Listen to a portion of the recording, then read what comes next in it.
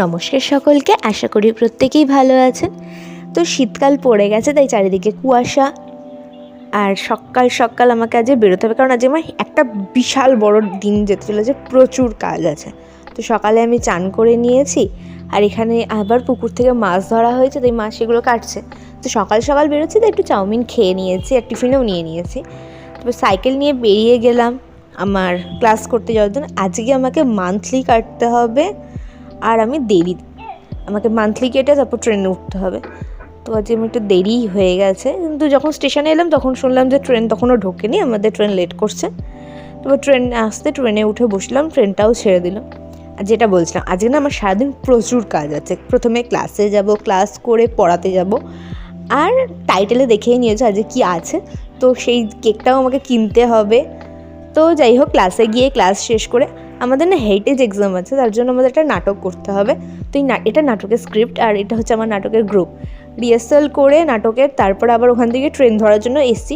স্টেশনে এসে দেখি একটা মেল ট্রেন যাচ্ছে আমাদের সামনে দিয়ে। তো ট্রেনটা যাওয়ার পর আমি এসে বসলাম, বসে একটু ঝালমুড়ি কিনে নিয়েছিলাম, সেটাই খাচ্ছিলাম। যারা ডানকুনি দিয়ে যাতায়াত করে তারা প্রত্যেকেই জানে আমাদের ডানকুনি লোকাল না 1 ঘন্টা অন্তর অন্তর, তাই একটা ট্রেন মিস হয়ে গেলে 1 ঘন্টা বসে থাকতে হয়। আর এটা না আমি প্রথম খেলাম, খুব ভালো খেতে লেগেছে। তো যাই হোক, ট্রেন আসতে ট্রেনে উঠে চলে এলাম, এসে পড়াতে গেছিলাম। আর আমাকে দেখেই বোঝা যাচ্ছে আমি ঠিক কতটা ক্লান্ত হয়ে গেছি, কিন্তু আমাকে পড়াতে যেতে হবে। তাই পড়িয়ে টড়িয়ে বাড়ি আসছিলাম। শীতকাল পড়ে গেছে, তাই আমাদের এখানে চারিদিকে আগুন জ্বলবে, আর সবাই আগুন পোয়ানোর জন্য বসে থাকবে।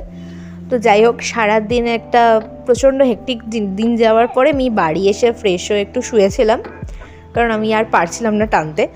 তো তারপর একটু ঘুমিয়েও গেছিলাম। ঘুম থেকে উঠে মা আমার জন্য চপ নিয়ে এসেছিলাম, সেই চপটাই খাচ্ছিলাম। আর আমাদের এখানে একটা চপের দোকান আছে, যেখানে চপটা না সত্যি খুব সুন্দর খেতে হয়। তারপর অফিস থেকে বাবা এসে গেল, আর আমার 100টা সাবস্ক্রাইবার হওয়ার আনন্দে একটা ছোট্ট কেক নিয়ে এসেছিলাম, সেটাই আমরা সবাই মিলে খেলাম। প্রথমে মাকে খাইয়ে দিলাম, তারপরে বাবাকে খাইয়ে দিলাম। আর আমার 100টা সাবস্ক্রাইবার হওয়ার জন্য আমার বাবা মার জন্য ফুচকাও নিয়ে এসেছিলো, সেটা খেলাম।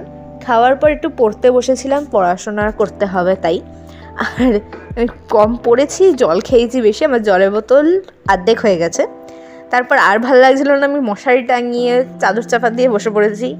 আমাদের এখানে শীতকাল হওয়াতে না লেপ বেরিয়েই গেছে, আমাদের সব বাড়িতে প্রত্যেকেই লেপ।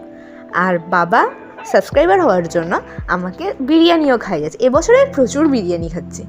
তারপর আর কি খাওয়া দাওয়া করে সোজা এসে শুয়ে পড়লাম। আর এভাবেই আমার সারাটা দিন কাটলো। আজকে সারাদিন আমি ব্যস্ত, আর সারাদিন কাজ করে আমি প্রচণ্ড ক্লান্ত হয়ে গেছি, আমি ঘুমাবো। আমার এই বকবক যদি আপনাদের ভালো লেগে থাকে তাহলে একটা লাইক করে দেবেন, কমেন্ট করবেন কেমন লাগলো। আর চ্যানেলটাকে না অবশ্যই অবশ্যই অবশ্যই সাবস্ক্রাইব করে দেবেন, কারণ আপনারা না সাবস্ক্রাইব না করেই ভিডিও দেখে চলে যান, আমার খুব কষ্ট হয় তার জন্য।